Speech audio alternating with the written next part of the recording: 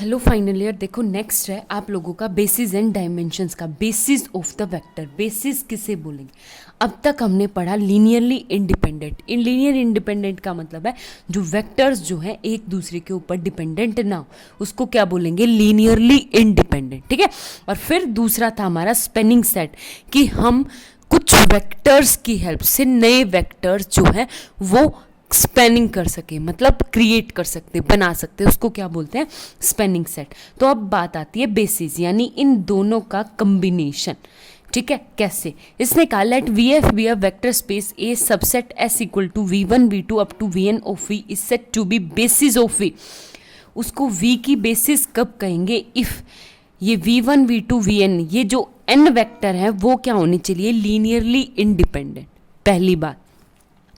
दूसरी बात, v1 v2 vn span v, मतलब ये n वेक्टर्स किसको स्पैन करे? v, यानी इन n वेक्टर्स के लीनियर कॉम्बिनेशन में मैं पूरे v को क्रिएट कर सकूं।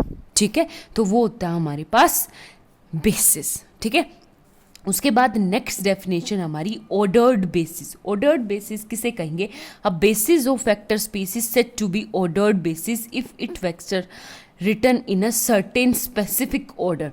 मतलब ऑर्डर्ड, ऑर्डर मतलब जैसे आपके रोल नंबर 1 2 3 4 5 इस तरह से, सेम ऐसे ही है कि जब हम वेक्टर्स को स्पेसिफिक ऑर्डर में लिख दें तो उसको क्या बोलते हैं? Ordered basis. ठीक है, ये थी आपके पास सिंपल सी डेफिनेशन। आगे बात समझ में। नेक्स्ट एक थ्योरम देखो आप। देखो नेक्स्ट थ्योरम है आप लोगों के पास। इसने कहा S V one V two up to V N जो है is the basis of V F, कि ये एन जो है आपकी बेसिस है वी एफ की। तो then every element of V can be uniquely express. हम मतलब किसी भी वेक्टर को कैसे एक्सप्रेस कर सकते हैं? यूनिकली। और वापस से हमारे पास क्या है? कन्वर्स प्रूव करना है। आगे बात समझ में, ये क्या है आपके पास? कन्वर्स।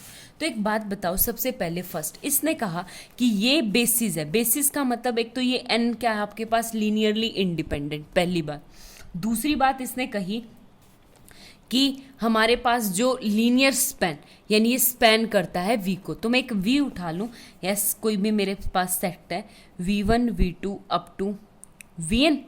ठीक है, ये बेसिस है। बेसिस है तो लीनियरली इंडिपेंडेंट और ये पूरे वेक्टर को स्पेन करता है। ठीक है, तो हमें प्रूव करना है कि यूनिकली एक्सप्रेस करता है। यूनिकली एक्सप्रेस प्रूव करने के लिए मैं क्या करूंगी कि लेट इसको किसमें दो तरीकों से एक्सप्रेस करता है। कोई भी वी को, स्मॉल वी को कैपिटल वी से उठाऊंगी। तो एक बात बताओ, स्मॉल वी को कैपिटल वी से उठाया और वी की ये कंडीशन है, बेसिस की डेफिनेशन है कि हम इनकी हेल्प से किसी भी वेक्टर को एक्सप्रेस कर सकते हैं लीनियर कॉम्बिनेशन। तो वी क्या आ गया मेरे पास?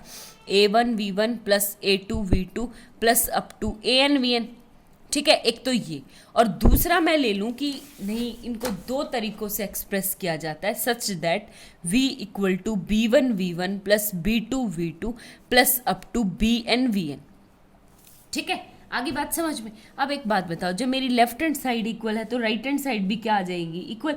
या आप कर लो सब्ट्रैक्ट कर लो इक्वेशन फर्स्ट और सेकंड को। जब मैं सब्ट्रैक्ट करूंगी फर्स्ट और सेकंड को तो मेरे पास क्या आ गया? ये फॉर एग्जांपल सेकंड, और इसको नाम दे दो फर्स्ट। या आप ये सकते हो कि ये v के इक्वल है तो वो भी v के। तो सेम आपके पास यहाँ से क्या आ जाएगा? a1 minus B one into V one plus a2 minus B two into V two plus up to कहाँ तक है? an minus B N into V N equal to 0। ठीक है, अब एक बात बताओ, s equal to V one v2 up to vn, ये सारे क्या हैं? Linearly independent. क्यों? क्योंकि बेसिस की डेफिनेशन की फर्स्ट कंडीशन यही है कि सारे n वेक्टर क्या हैं? Linearly independent. ठीक है, अब अगर ये लीनियरली इंडिपेंडेंट है तो ऑल स्केलर्स आर जीरो। और स्केलर्स आर जीरो हो जाएंगे अगर कहीं पे आपको कुछ इस तरह से इक्वल टू जीरो लिखा मिले। तो आपके पास क्या आ जाएगा? a1 minus B one equal to zero, a2 minus B two equal to zero, similarly an minus B N equal to zero. तो a1 किसके इक्वल हो जाएगा? b1, a2 किसके इक्वल हो जाएगा? b2। तो सारे के सारे ai's क्या हैं? bi के इक्वल हैं। ठीक है, तो हम लेके चले थे कि इसको यूनिकली एक्सप्रेस नहीं करता, तो यहाँ से हमारे पास प्रूफ आ गया। आगे बात समझ में। एक तो ये, दूसरा हमारे पास क्या है, फॉर एग्जाम्पल वेक्टर है कन्वर्सली। कन्वर्सली क्या कह रहा है कि हम v को हर एक एलिमेंट को, देखो ये v है, ये अंदर s है, यानी मैं v के हर एक एलिमेंट को यूनिकली एक्सप्रेस कर सकता हूँ किसमें, s equal to v1 v2 up to vn। यानी इसका कोई भी एक एलिमेंट हो, इन nth एलिमेंट को लेके मैं उनको सिर्फ यूनिकली एक्सप्रेस कर सकता हूँ। अगर मैं उसको यूनिकली एक्सप्रेस कर सकती हूँ तो एक बात बताओ, हमें क्या प्रूव करना पड़ेगा, यानी ये बेसिस है, और बेसिस प्रूव करने के लिए यानी लीनियर कॉम्बिनेशन में तो दे ही रखा है फर्स्ट कंडीशन, सेकंड कंडीशन तो कि हम v के सारे एलिमेंट को s की हेल्प से लीनियर कॉम्बिनेशन में बल्कि यूनिकली लिख सकते हैं, और यूनिकली लिख सकते हैं तो इसका मतलब कॉम्बिनेशन में लिख सकते हैं, तो आपकी सेकंड कंडीशन होल्ड होगी। अब मुझे प्रूव करना है कि ये li है, सिर्फ एक चीज़ प्रूव करनी, ठीक है। तो उसके लिए क्या करना है वो देखो। सबसे पहले एक बात बताओ, v आपका क्या है, वेक्टर स्पेस। अगर v आपका वेक्टर स्पेस है तो जीरो एडिटिव आइडेंटिटी v में बिलोंग करेगी, ज़रूर बिलोंग करेगी। और हमारा कन्वर्स ये पार्ट कह रहा है कि v के हर एक एलिमेंट को मैं इनकी लीनियर कॉम्बिनेशन में लिख सकती हूँ, तो 0 equal to a1 v1 plus a2 v2 plus up to क्या an vn, इस केस में लिख सकती हूँ।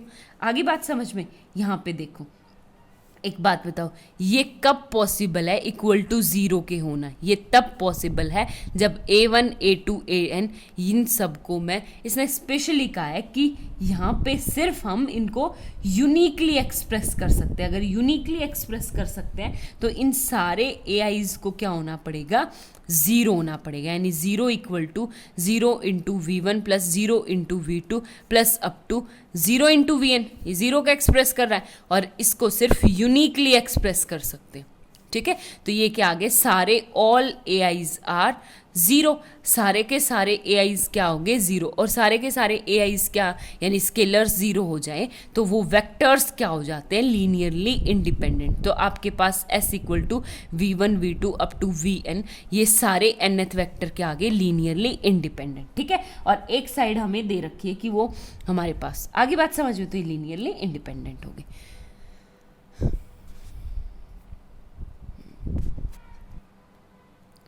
देखो स्टूडेंट्स, नेक्स्ट है आप लोगों के पास ये थ्योरम। इसने कहा if s is a linearly independent, अगर s कोई भी वेक्टर है, s equal to v1 v2 up to set है वेक्टर्स का n, और ये क्या है आपके पास लीनियरली इंडिपेंडेंट, ठीक है। तो स्पेशली ये कहा कि v does not belong to, देखो v does not belong to s, यानी v को हम s के एलिमेंट के लीनियर कॉम्बिनेशन में एक्सप्रेस नहीं कर सकते, ठीक है। v को हम s के वेक्टर्स के लीनियर कॉम्बिनेशन में नहीं लिख सकते, ठीक है, क्योंकि इसके स्पेनिंग सेट में नहीं है। आगे बात समझ में, तो ये कह रहा है कि ये जो नया सेट बना है s यूनियन v, ये भी क्या होगा आपका li होगा, तो इसका नाम दे दे t। तो हमें प्रूव करना है t इज li। आगे बात समझ में, तो एक बात बताओ, सबसे पहले फर्स्ट हम क्या करेंगे, एक सीधी सी बात है, टी के एलिमेंट कुछ इस तरह से होंगे, a1 v को ही सबसे पहले v1 प्लस s के क्या है a2 v2 plus up to an vn equal to 0, ठीक है। और हम मान के चले कि लेट ये li हमें प्रूव करना है, तो ये ld है, और ld है तो इसका मतलब all AIs are not equal to 0, ठीक है। ये 0 के इक्वल नहीं है, ठीक है, क्योंकि LD मान के चले हैं, ये चीज़ हम मान के चलें कि ये LD है। अगर LD है तो हम, ये आ गया। तो एक बात बताओ, सबसे पहले फर्स्ट केस लेके चलेंगे कि क्या पता ये जो AN है, सॉरी V तो लिखा ही नहीं, S में से उठाया ना मैंने, ये प्लस AV इक्वल टू 0, ठीक है, AV। तो देखो लेट केस फर्स्ट ले लूँ कि A इक्वल टू 0। अगर मैं A को इक्वल टू 0 ले लेती हूँ तो देखो a1 v1 plus a2 v2 plus up to क्या है an vn और प्लस av 0 इक्वल टू 0। आगे बात समझ में। और इसने कहा all AIs are not equal to 0, यानी ये क्या आगे कि ये A या तो 0 होगा या नॉन 0 होगा। तो सबसे पहले फर्स्ट केस लिए कि ये आपका 0 के इक्वल है। अगर ये 0 के इक्वल हो जाता है तो मेरे पास अब ये है। अब एक बात बताओ, यहाँ से मेरे पास ये आ गई कि जब सारे के सारे AIs आपके 0 नहीं हैं, जीरो नहीं है, तो इसका मतलब ये क्या आ गया, आपके पास एल डी आ गया। और एल डी यानी A one into V one plus A two into V N A N, यानी ये सेट क्या आ जाएगा, V one V two up to V N vectors का जो सेट है वो एल डी आ जाएगा। लेकिन ये सेट तो मुझे क्या दे रखा है, एल आई दे रखा है, तो क्या आ गई, कंट्रडिक्शन। ठीक है, अगर आपका a इक्वल टू 0 है तो ये सेट क्या आ जाएगा, एल आई। अब केस सेकंड पढ़ते हैं। इसने कहा केस सेकंड क्या है कि a is not equal to 0, आपका a नॉट इक्वल टू 0 है। तो एक बात बताओ, a1 v1 plus a2 v2 plus up to क्या है, an vn equal to plus av equal to 0। तो एक बात बताओ, यहां से av इक्वल टू ले लिया मैंने, a1 नेगेटिव आगे common, a1 v1 plus a2 v2 plus up to क्या हो गया, an vn। ठीक है, a को डिवाइड में कर दूं तो v इक्वल टू क्या आ जाएगा यहाँ पे, minus a1 by a v1 plus minus a2 by a v2 और प्लस अप टू क्या हो जाएगा, minus an by a vn। ठीक है, और इस माइनस a1 बाई a को तो क्या लिख दूं, b1 b2 b3। तो ये क्या आ गया मेरे पास, v equal to b1 v1 plus b2 v2 plus up to क्या, bn vn। ठीक है, अब एक बात बताओ, यहाँ पे तो मैंने v को इन v1 v2 vn इन वेक्टर्स के लीनियर कॉम्बिनेशन में लिख दिया। और लीनियर कॉम्बिनेशन में मतलब ये जो v वेक्टर है ये s में कौन कौन से, v1 v2 up to vn में चला गया। तो यहाँ से मेरे पास क्या आ गया कि इसके वेक्टर्स के लीनियर कॉम्बिनेशन के इक्वल लिख दिया। तो v किस में बिलोंग कर गया, स्पेनिंग सेट S में या लीनियर कॉम्बिनेशन ऑफ S में। बट ये चीज़ गिवन है कि V does not belong to S। तो फिर से क्या आ गई आपके पास, कंट्रडिक्शन आ गई। अब कंट्रडिक्शन क्या आ गई कि हम लेके क्या चले थे इसको, एल डी, यानी ये T वेक्टर क्या आ गया, एल आई, यानी S union V is a L I vector. ठीक है, हेंस प्रूव, यही हमें क्या करना था, प्रूव करना था। ठीक है।